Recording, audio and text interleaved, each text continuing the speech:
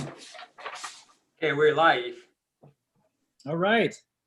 We are very excited today to have this interview with Allie Zeyer, and she is super busy. So we're lucky, she's juggling lots of different things, successful art career. She's a mom of how many? Total 4. And all under the age of? 10. 10 So and under. For a very exciting, dynamic life. And so we're going to drill down a little bit, really get to know Allie and, kind of what makes her tick, a little bit about her story, and then, how and just how she makes all of this work. And I think once you finish listening to her talk, you'll kind of realize, hey, I have more time than I think I have. So let's dive in. Okay, Allie, let's first talk about.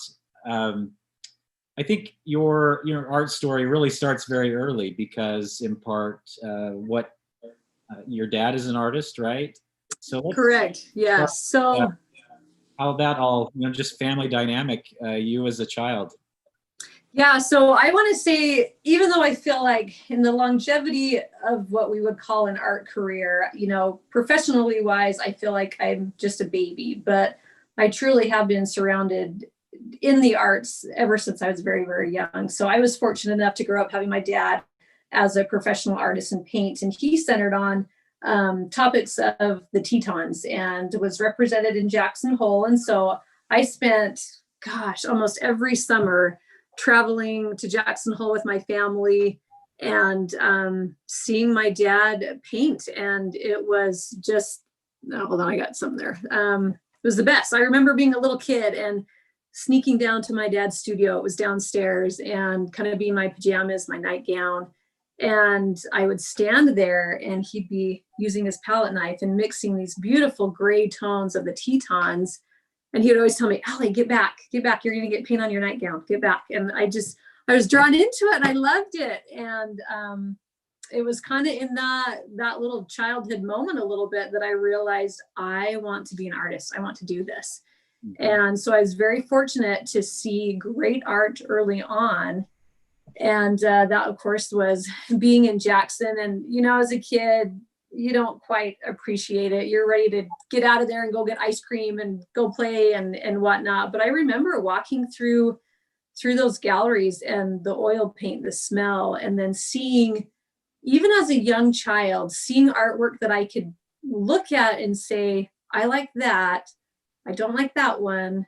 And I like that one. And even as a young kid, I don't think I could have defined why, but just even as your art sense is developing, you can definitely tell, okay, I'm drawn to this and I'm drawn to this and maybe not so much this. And I think that certainly played an effect into now as to, the subject matter that I paint. Of course, we spent a lot of time driving in the van, delivering paintings that my dad had up to Jackson. And the big thing in Jackson is the Tetons. The Tetons are so great. And I remember kind of sitting in my dad's blue van and with our family driving home, because it's like a 5 or 6 hour drive, and kind of just gazing out the window. And this was well before videos and movies were in drives and stuff. And so I remember looking out the windows and really being drawn to more intimate scenes and the rolling hills of the landscape, old structures and barns, and the lighting on these structures and everything. I thought, wow, this is really what I'm drawn to. And I thought, I don't care about the Tetons so much. I like this. So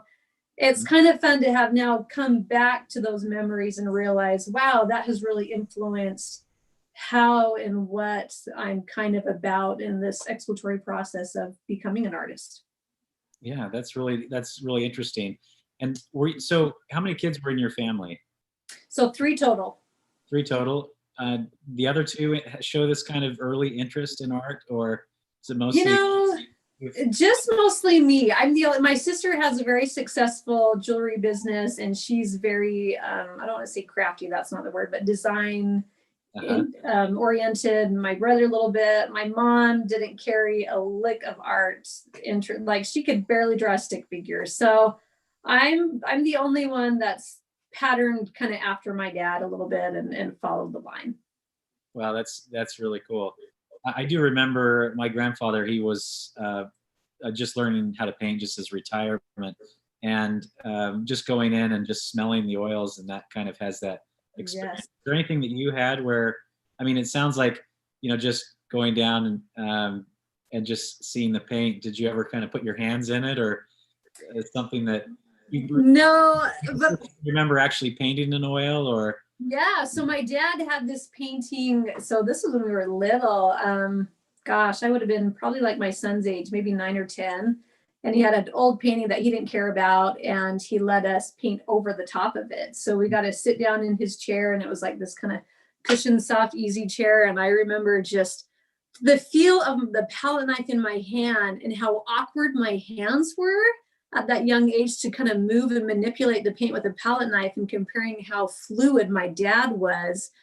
I could recognize, whoa, there's a lot that I have to learn here. And then just being able to take the paint and put it on that canvas. And I knew I was painting over something my dad had done that I thought was great, but he didn't care for it.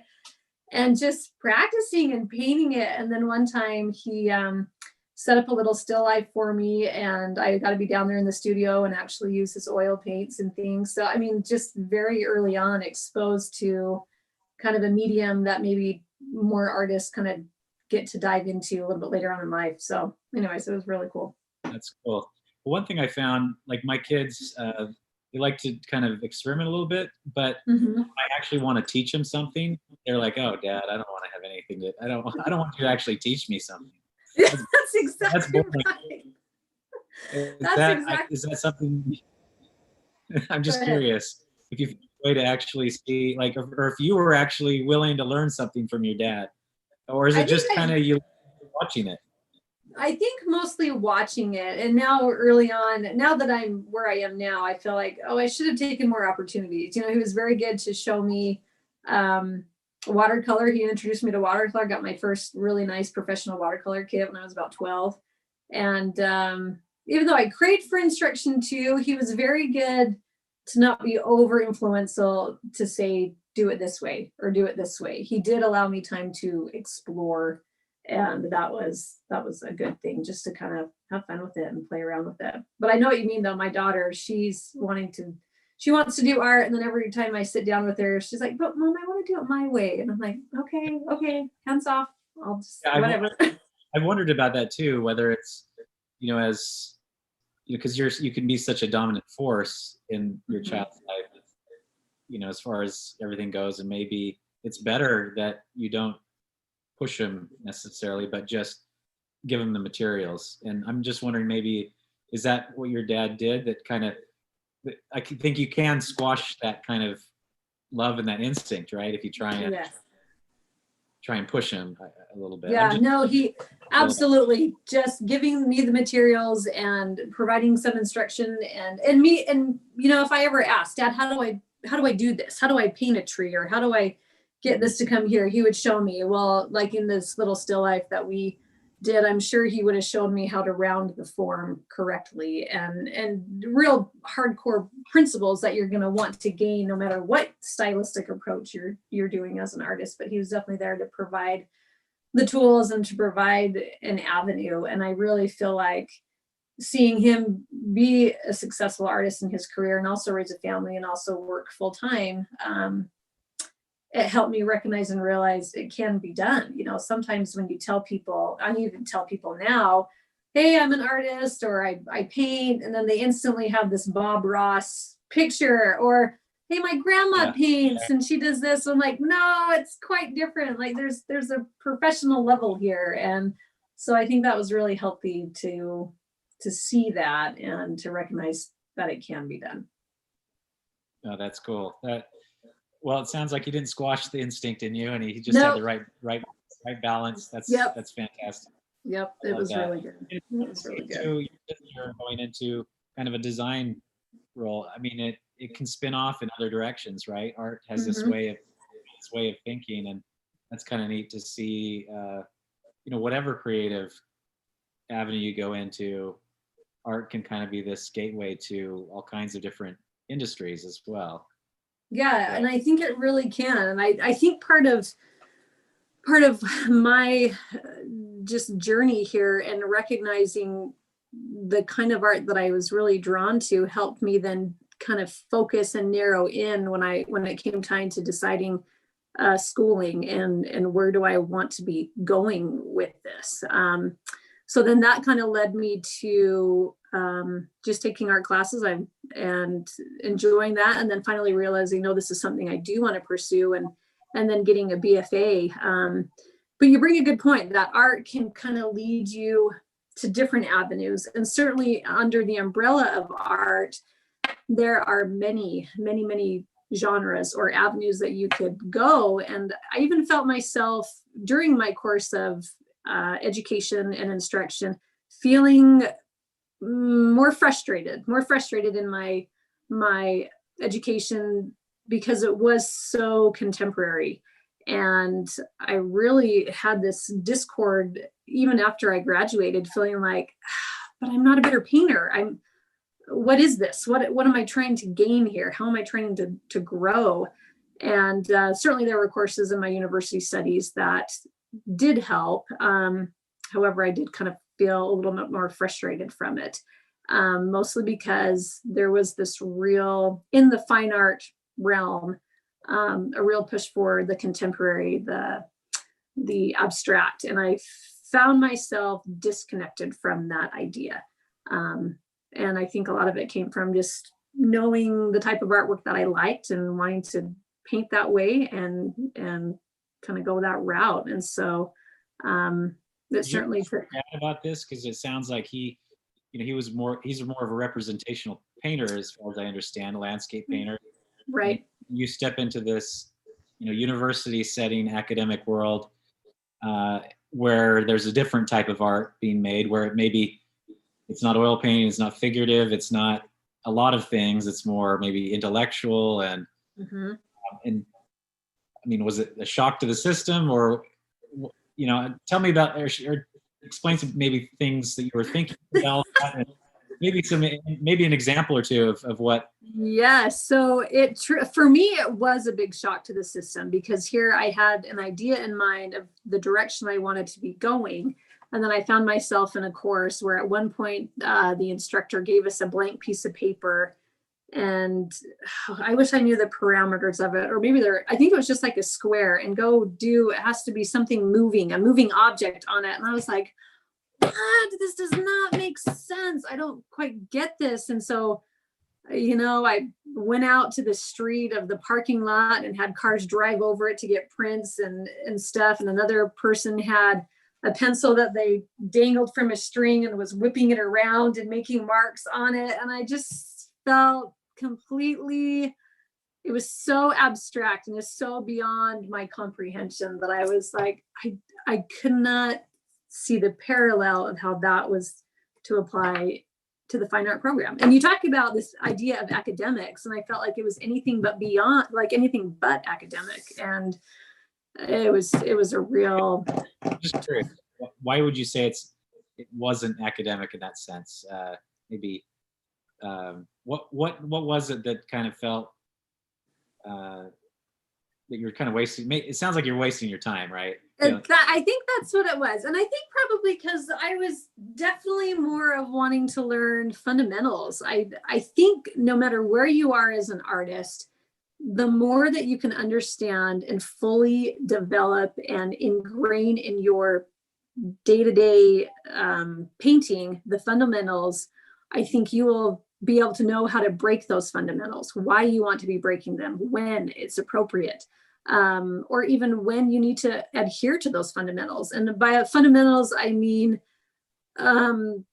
especially like in maybe a landscape painting, the 5 value or the 4 or 5 value planes, and why that becomes important. Certainly in a still life, what's your light source? How does that relate to light and shadow? And those are the kind of fundamentals that I felt like I really wasn't gaining. Even the fundamental of how do I mix color? How does adding white to any pigment alter it and becomes more cool? And those are like the nitty gritty things that I felt like weren't even talked about. Now, I will say though, I remember one class, it was a still life painting class, or maybe it was just a beginning painting class. And I was trying to mix, we were supposed to make a still life in like a box. And we came in with all these complex stuff, and our professor was like, no. get rid of this. You're going to paint something very, very simple. And so I got 3 pairs, and that was enough. And I started mixing paints and mixing my green, but they were like garish. I mean, it was so bad. And my professor said, oh, we're going to limit your palette to ivory black. I think it was like a cad yellow, maybe a red and a white. And through that limited palette, and now I look back on it, I feel like, oh, that was what he was trying to teach me, is how you can get these beautiful earth greens through this ivory black and a yellow, much like a Zorn palette, a very limited kind of idea. And so those are the types of things that I was just yearning for and wanting to understand, and felt very frustrated that yet I was over here with instruction on kind of these abstract ideas and principles. Yeah. So when you'd come home from a semester maybe and talk with your dad, what did he think of all this? I'm just curious, as somebody that's, he was good. He was good to, I want to say, keep his peace in a way. He was never critical. He never once said, Allie, this is not for you. He was very much supportive of, oh, you're exploring, you're doing this. I think it was more of my internal struggle to figure out, I want to be over here with art, but I'm going this direction. Now, how do I get myself back over here? And honestly, I kind of looking through and understanding how everything went, that really was where after I graduated, working full time and whatnot, and then kind of getting back into art and doing more of plein air. So it sounds like you had a little bit of a different career. We'll get into that in a second, maybe. Yeah. Let's stick with this for a minute. So, as you look at that, was there anything about that, as you're fighting back and forth a little bit, you're getting this exposure, right? Mm-hmm. You're trying new things out. I'm sure you probably did intaglio or some other kind of stuff too. And those were cool. They were cool, but was there anything about it that, because I had a similar education in the sense, being very frustrated. I can totally relate to what you're talking about. And occasionally, though, I have this little insight that I had there that I've actually used, and I think to the benefit of my art. I'm just wondering if you've had any of those kind of moments where, it wasn't what I wanted, but maybe there was one little thing here or there that is useful to what I'm doing today. Is there anything there? Yes. So I remember walking through the university that I attended had a wonderful museum, and they had some paintings in their permanent collection. And I remember walking through there and studying those paintings, and some very realistic, super realistic, like photorealistic, which I thought, no, that's not quite me. But I remember coming up to one painting, and I wish I remembered the title and the artist, but I don't. But I remember what I saw, and I could crop it down to this section to say, this is what every painting looks like coming out of this university. Yet I want this, where it has elements of this abstract nature to it, but yet when you stand back 30 to 50 feet, it reads as a recognizable image, and that could be of any subject. So I think it's kind of like I'm seeing now where that abstraction can play a part. It just needs to play the right part within a more representational piece. Okay. Yeah, I think that's a neat insight.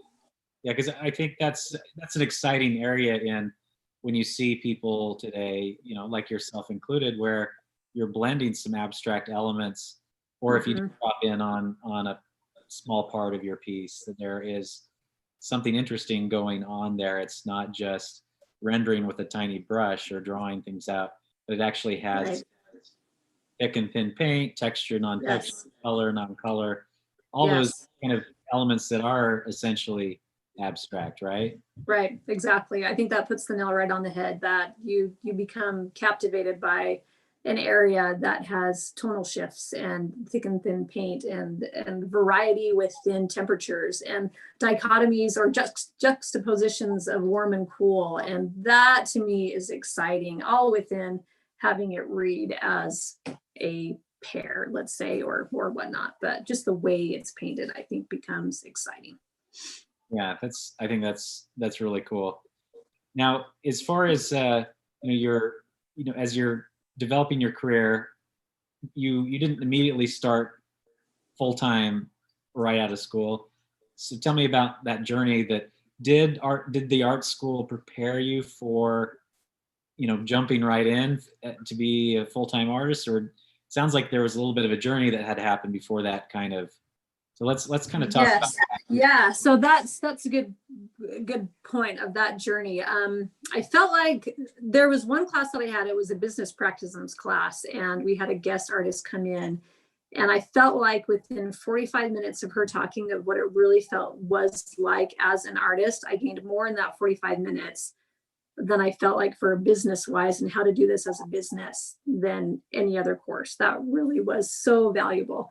And then you're right. So I graduated, and like most people, I think, so my husband and I, we were newly married, 3 years into our marriage, no kids yet. That came later in life, not necessarily by choice, but just the way it happened. And so we needed to work full time. And so I was doing that. And I kick myself now, and just highlighting on that idea of your time and your precious time, how I thought I didn't have any time then. And I feel like, oh my gosh, what I could have accomplished working full time and then going home and painting in the evening. Like, oh, I kind of kick myself for that. But anyways, so yeah, my husband, he was applying for law school. So that brought us over to Oregon. And that was a wonderful experience, and kind of painted a little bit.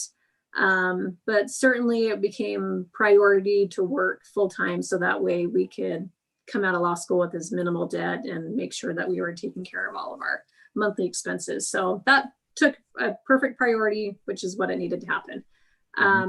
During that time too, though, I still kind of painted and had an opportunity with a gallery that reached out to me, and they were wonderful to take a chance on me. But I'll be honest, looking back on it, I was not ready. And that was a learning curve too, to recognize and say, I just simply wasn't ready. I didn't commit the time that I needed to it. I don't think my work was as polished as it should have been.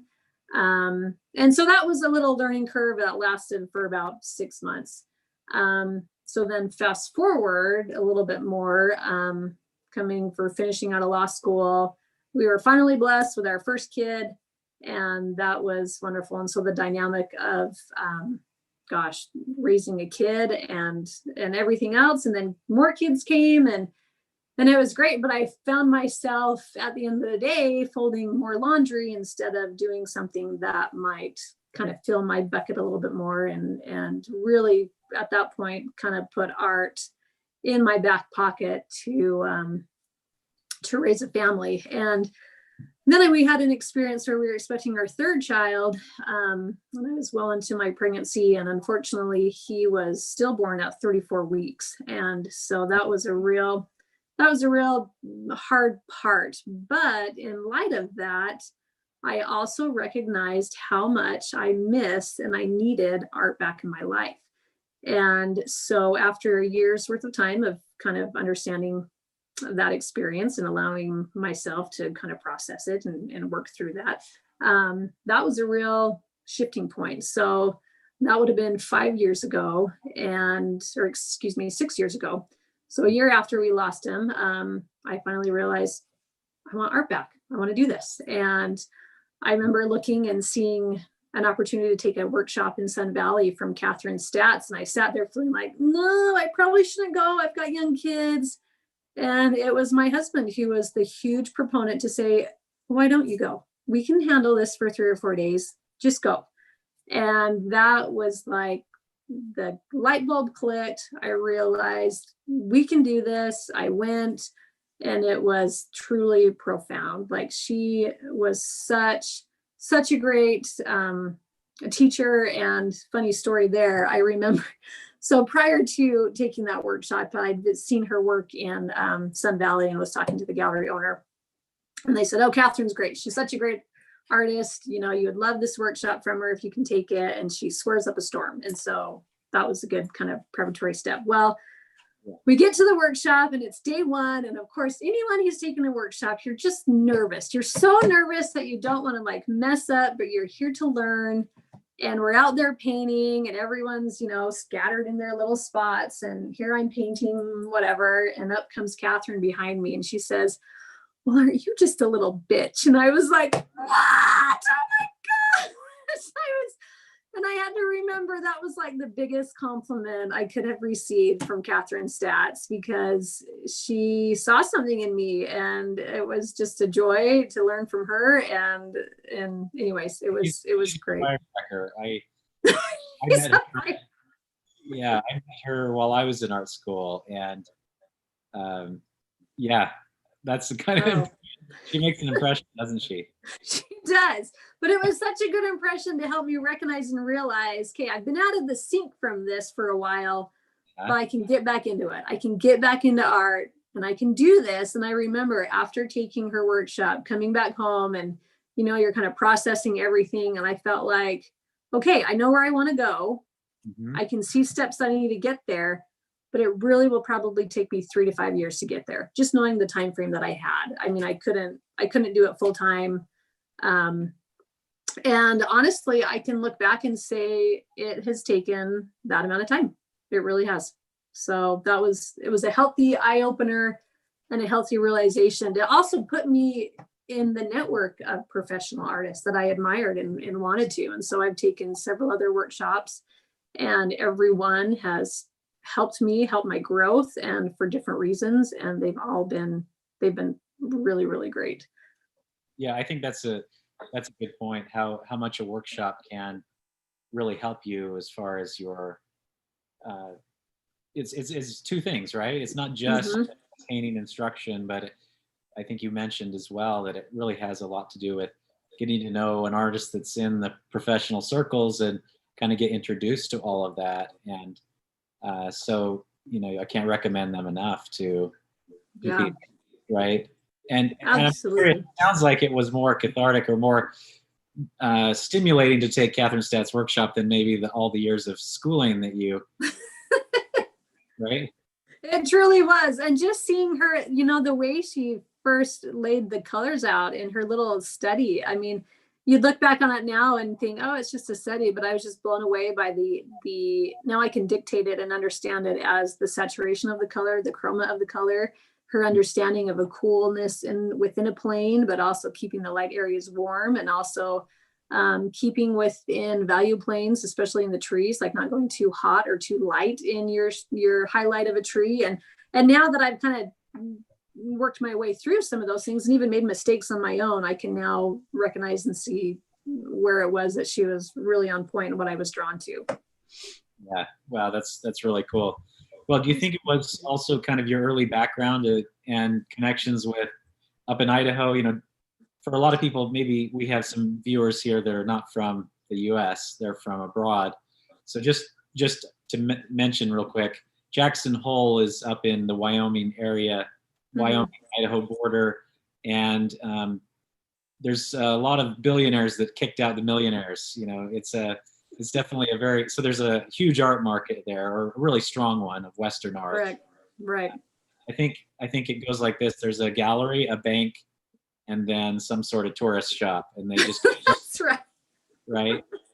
That's exactly right. Yeah, and so to be exposed to a great market like that, it's really important. It sounds like, and also Sun Valley is another great art market. It's got a strong ski resort there, and so attending those places, and it sounds like that's what got you a little bit to know who Catherine Stats was and get you attached to this market. Yes. So there was this kind of world that you got introduced to, basically, right? Exactly. So I think that's one thing as a beginning artist, kind of right off the bat, you're like, somebody just buy my painting. Somebody buy my painting for $100. And then because you realize my network of people, that might be as a beginning college student or something, that's your network. But you also recognize and realize, but there are other networks out there. There are other individuals and people that I'm not connected to, but that's where that gallery can connect you to and connect your work to. So I think early on, I definitely had to be smart also about what events I chose to do and where. And, it didn't make sense for me living in Idaho to go to the East Coast and try to spend my time and my energy flying across the US to go to an event there. I purposely chose events that were central not only to where I lived, but also to pretty good art markets. So then I could be introduced to those areas. So back in 2000, with Catherine Stotts, taking her workshop, I was able to go down later that year and participate in the Spring City event in Utah and exposed to more artists that I could recognize and am now friends with now. And I think that was a healthy choice to not only try an event that was a little bit scary for me as coming out of the gate again of trying to paint, but also loving Catherine and her work and knowing, okay, if I've learned something from her, maybe I can apply those principles in this event that she's judging. And so that was healthy, and getting to know other artists there and practicing it. I was fortunate enough to win an award down there. So that then just kind of gave me the confidence to say, okay, this can work. Now let's be smart about the next decisions you're making. So then also events that you had done down in Spring City, is that? Yeah. So the events like the plein air events. And at that point I hadn't yet applied, or not applied, but hadn't yet joined any art associations. That was still a new kind of topic for me. Certainly my goal at that point was just try to get my name out there. How do I get my name going? And so the plein air circuit kind of was a natural way to keep within that representational art that I loved and try to move forward. And so then I also I knew I wanted to kind of explore Jackson and figure out how do you do that? I kind of feel like gone are the days where you're just taking your paintings to the door of the gallery and saying, hey, what do you think? Can we sell this here? That hasn't been my experience. I've been fortunate enough that each gallery that represents me has contacted me directly, and it's certainly been people behind the scenes as cheerleaders who are very well equipped in the art world and the art market that have seen me and paid attention to me and made recommendations for me to these galleries. So it definitely takes people who are in that realm to kind of play the part as well. That's because of joining but would you say it's a combination of factors, or how did these people see it in the beginning? Is this through the plein air events? Yes. So the plein air event certainly was how we saw it in the beginning. So, fast forward a couple of years later when I was able to participate in the Driggs plein air event. Now that for your out of country participants, that's also in Idaho. It's on the other side of the Tetons, right close to the Jackson market. And so they brought in two artists to judge that. That was Aaron Shore and Jim Wilcox. And so that painters. Yeah, both fantastic landscape painters. So again, here I am as a mom, like taking my family to go to Driggs and try to do this painting thing. And I've got my baby and kids with you. I did. Awesome. I don't think I'll do that again. I mean, they didn't paint with me, but we kind of felt like, let's try to make this like a family vacation.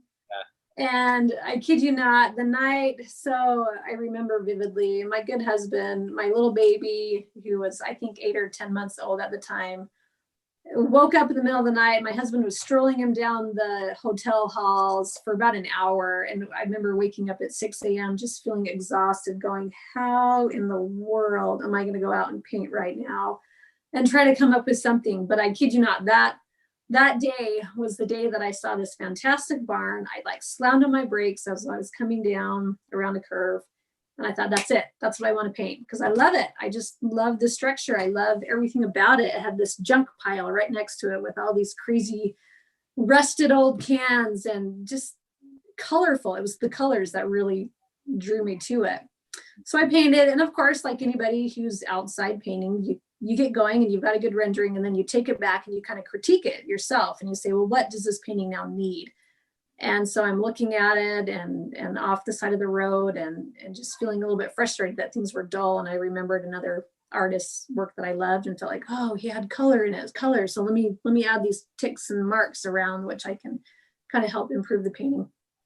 Anyway, so we fast forward to the event, and thankfully with two judges, I feel like that's a really great unbiased way to have an event go.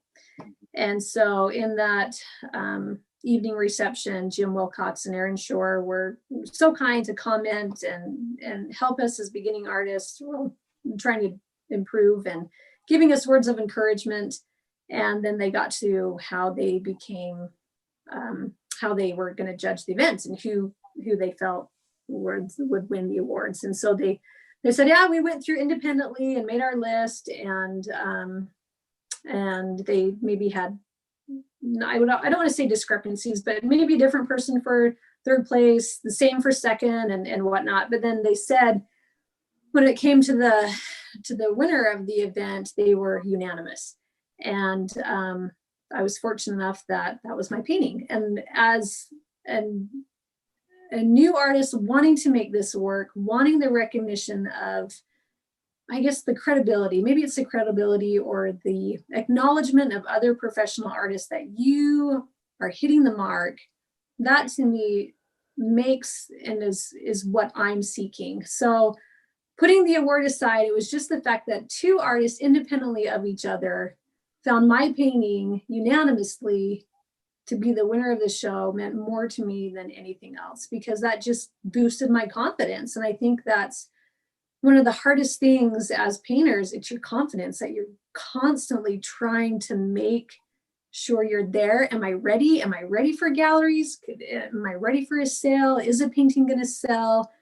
And I think it's amazing that phenomenally successful artists that I revere today still almost struggle with that. I remember reading Susan Lyon, who was a fantastic portrait painter and a wonderful artist, still struggled. Is this good enough? Can it be good enough? And I think you just are constantly seeking for that recognition. And when it happens, it's fantastic. It helps you keep climbing the ladder and keep trying. That's really neat. That's a really neat story. And are there times where it sounds like it's been pretty good, from, all the events you participated in? Is there any time where you've had a disappointment and you feel like you had to work through that? Or yes, now that you mentioned it. Just recently. Oh, so this is funny. Just recently I dropped off paintings to one of my galleries and sincerely asked the gallery owner, it was Jim Wilcox, like, hey, give me critique on these. I'd love to know your opinion of them. And he pointed out some things in my paintings that I knew they were there, but I didn't take the time to fix them, thinking, I think it'll be okay. I think it'll work. Yeah. I should have fixed it, because instead of having all my work now in the gallery, I brought home 3 paintings and they need to improve. And so that was good for me to just recently recognize and kind of be humbled in to realize you're not going to fool anybody. It's got to be right. So, yeah. Yeah, I think, and I know those are kind of painful. They can be really painful, right? But they're good. They're good moments too. They're also, if we use them correctly, right? They can be real positive. Mm-hmm. I'm just curious, because we have this, my wife does some critiquing of my work, and nobody is more sharp, and because we're married, so she can just lay into me, and we were actually going through some of that today. I'm working on this enormous piece, and she's just talking about some things, and but I've learned I'm better at it now, way better than I was 20 years ago. Just curious, if do you have that relationship with your husband, or he's just barred from making any critique? No, he's awful. He'll come in and I'm working on a painting and say, I don't like it. I'm like, well, you got to tell me why. What's that? I don't know. I don't like it. And then inevitably it'll go to a gallery and it'll sell. And so I'm like, well, that's okay. Somebody else liked it. You didn't like it. So no, he can tell me though, he's pretty good to say it's not quite hitting the mark. And I'll agree with him, but to try to get a helpful critique. Yeah, he's not the one that I go to. It would be more of another artist or something, or my dad. My dad's the one that I lean back to say, yeah. What do you think? And it's important to have that kind of circle, right? The circle of people that can critique your work. And I do find it. I honestly, I do find a value in the non-artist and kind of how they see things, because sometimes they're not they're in a way just seeing how somebody emotionally reacts to the subject rather than the nice fancy brushwork or color or things like that. Yeah, that's a good point. I didn't think about that. I think you're right. That is healthy to have just someone who can relate to it almost on a just purely visual emotional level than getting into the nitty gritty specifics. But obviously you're going to have, a painter's going to be able to give you feedback and say, well, the edge is too sharp, or the color's too warm or cool, or this drawing off, or perspective, or whatever, right? Yeah. And I think one thing that's kind of interesting is there is that kind of happy side where you triumph and make this painting, you get the award and stuff like that. But there's also that other side where you get discouraged, and maybe you don't get enough likes on Instagram or whatever it is. I'm just curious, how do you kind of manage that? Or are there things that you do in your life other than painting that kind of helps keep you kind of pushing forward and working through that kind of stuff? Yeah, so I think the best advice I got, in relation to that, is I took a workshop from Scott Christensen, and I learned firsthand how to just distance yourself, let your eyes rest from whatever it is that you're working on. And I kid you not, after not seeing a painting for 6 months to a year, and you might, if it hasn't sold in the gallery or something, you instantly know what needs to be changed or modified on it. And I think a fresh set of eyes certainly is crucial and key to looking at your own work critically to know what isn't working here. I think when you're so invested in it, you're so ingrained, you just kind of lose that fresh perspective. I think also kind of to your topic, is there anything else that might inspire me? Honestly, I love running. I love getting out in the early morning. Right now it's like the 7 to 7:30 hour when that sun is just barely coming up over here in Idaho.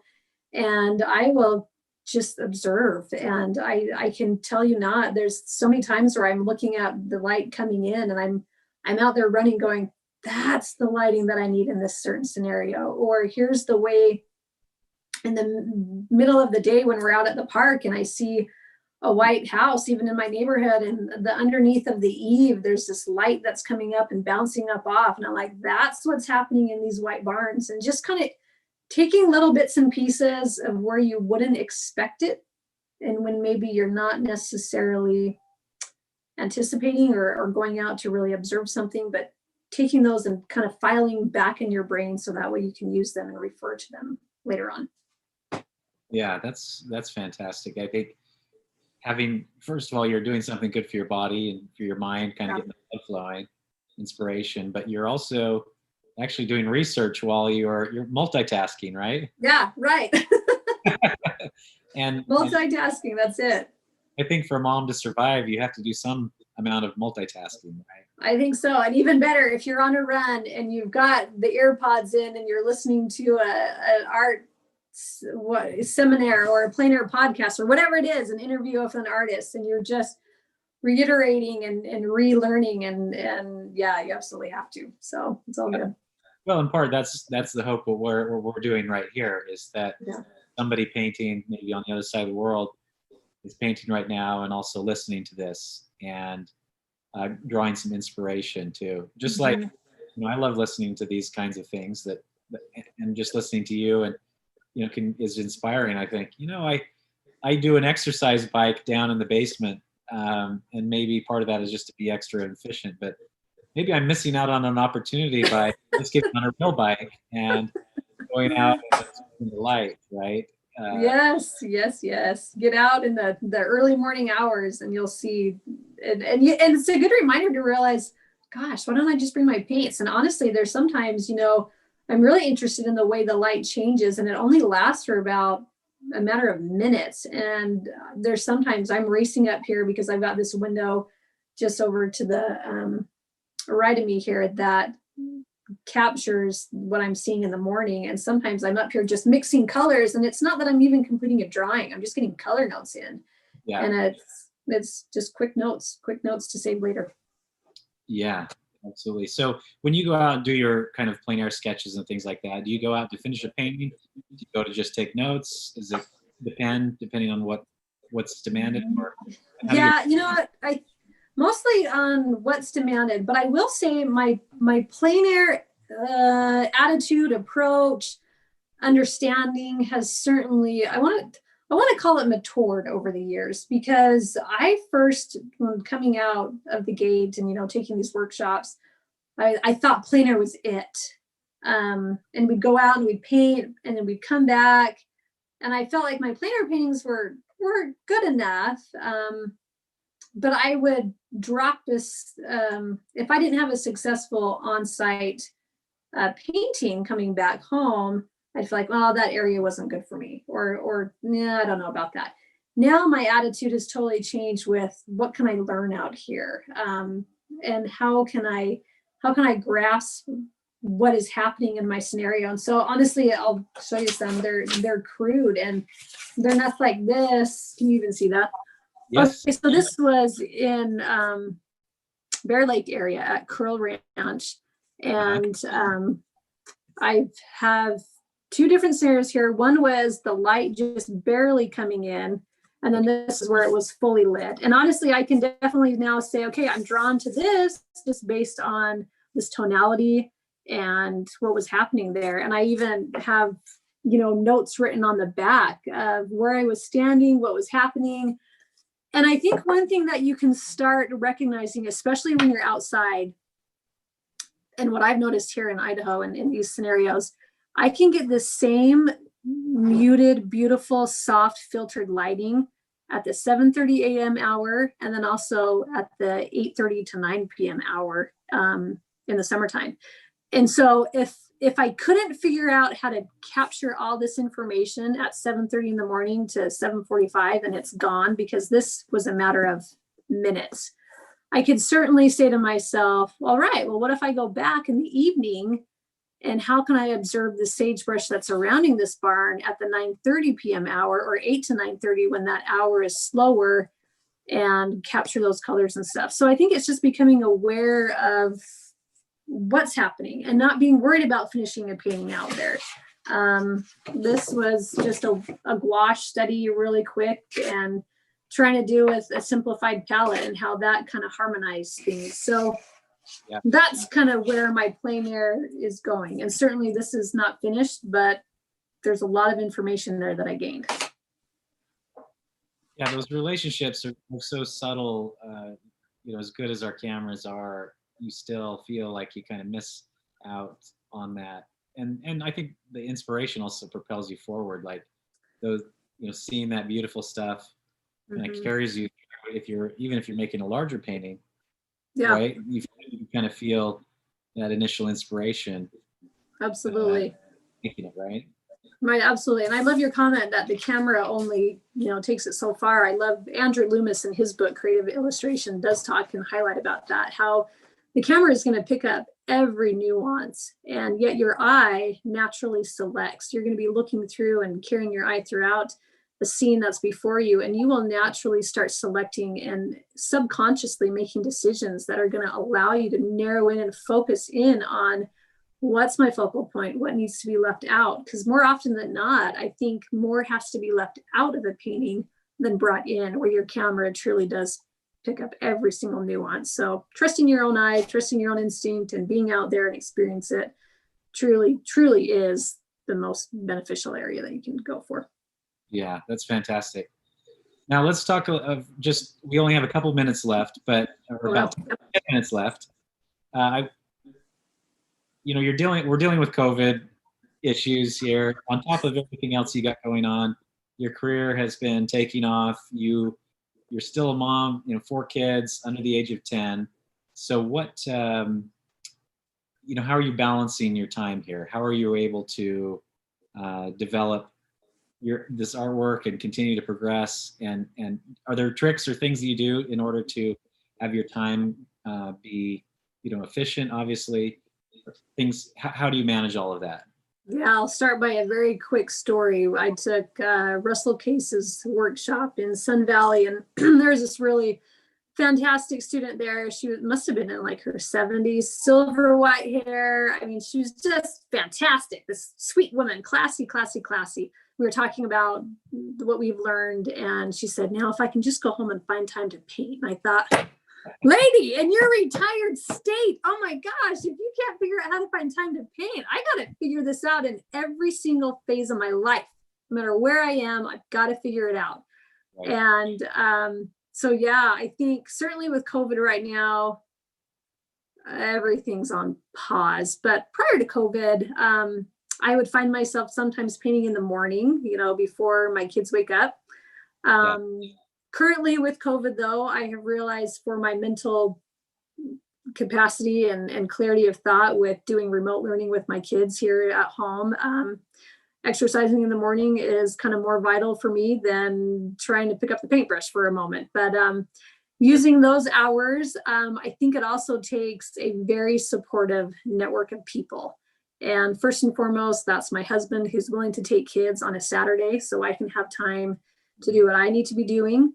Also, maybe designating an evening during the week to say, okay, you're home, I'm upstairs, and I'm doing what I got to do, and you're on deck. And I think it also takes having kids be respectful of your time. I remember at one point my son came in while I was painting, and sometimes I get frustrated because I'm right in the moment of doing something, and then you're kind of distracted, and it can be more frustrating.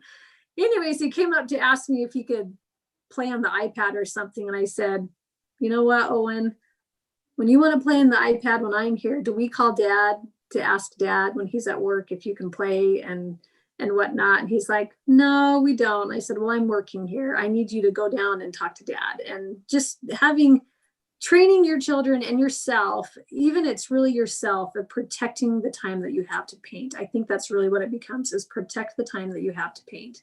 I think that's the right word, protecting. Mm-hmm. And certainly right now, for the last month, it's been hardly anything, but I have to realize we're in a unique kind of time. But I think I'm recognizing and realizing it's more of kind of honing in right now and doing some simple skills like color charts and having some fun with going back with some of those fundamentals that I think can really help me. It's like going back to the scales on the piano. How do you do the scales before you can play Mozart's concerto, and understanding how that all comes together? So being protective of your time and you're scheduling, you're organizing and saying there's certain days, there's certain evenings that are dedicated, so that you're coordinating with your spouse, right?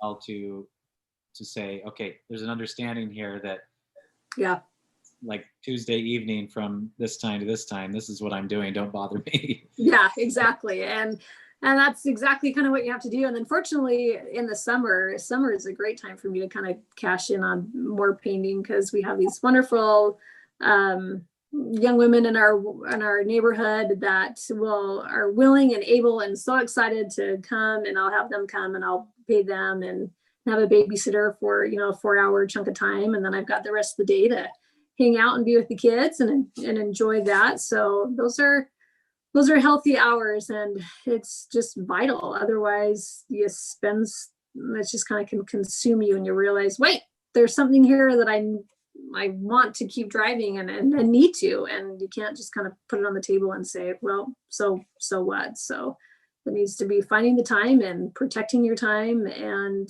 using resources and people that can help you, for sure. Yeah, kind of that social network can be so helpful. Yeah. Right? It just allows you to have that opportunity. We've definitely, obviously that social network to some degree has collapsed, sending your kids out to places so much. One thing we've found is, we've got some ducks and some sheep that we got during COVID. Oh, wow. It's been a lot of work in some ways, but in other ways, it's been a source of entertainment for our kids, so that they're not always in the house hanging on us. Mm-hmm. Allows also, me some more time to paint. Yeah. I'm somebody who I've actually chosen while my kids are young to not have a studio outside of the home so that I can be around more. Yeah. Oh, I know some people would prefer it the other way. Like, I want to be in a studio so I don't get bothered. I don't know. Everybody's choice, they got to make different choices, right? Because kind of like you, I experienced some of these rules and things like that. Although I don't get bothered as much. I get bothered in sense of entertainment. The iPad question, I totally get that. Right? They always look to dad for entertainment because I'm a lot easier sell than mom is. Mm-hmm. Mm-hmm. I'm sure as a mom, you get a lot more questions and things like that because you're running the show day to day. Right, right. I get those kind of unique challenges. Do you have other artists, moms that you have a network with or that you kind of commiserate with? Because of course I commiserate with a lot of different, professional artists as well. And I think that's very cathartic, it's just helpful to kind of deal with some of these things. And I'm just curious if you kind of have also a network, that's social or that interaction, not only for critiques and things like that, but as a creative support or. I think it's yes. I would say yes and no. Like most of the social group of other artists that I find in my same phase of life and scenario, I find more of their support on the social media, where our comments and proponents of helping each other definitely helps. Now, actual many artists that I can physically get with and paint, I think our scenarios are a little bit different. So I'm definitely the youngest here in my area as far as I've got kids and everything like that. But certainly social media has broadened that network to realize and recognize I'm not the only one. There are so many other great and men too. How many men are out there and they're the ones that are home with the kids and trying to paint and doing that too. So I feel like it goes both ways. And you certainly kind of feel it just helps put it in perspective a little bit to realize, hey, you're not the only one in this boat and everyone's trying to do it, whether you're working full time, you don't have any kids and you're wanting to paint at night, or you're home and you do have kids. So it's a balance for sure on every level. Yeah. Well, I do think maybe you've experienced this when you go out and do the plein air events and things like that. The majority of the people that are doing those events are mostly maybe second career, or retired, or doing it. And then there was, at least in my experience, always a handful of these younger artists that are trying to, do it as their career out, just finishing school and trying to work through it like yourself. And so at least I found a lot of, the camaraderie of some of those events too is important. Like, you meet these people and they become lifelong friends and support as you kind of grow as an artist. Absolutely. It sounds like you've definitely experienced that sort of thing as well.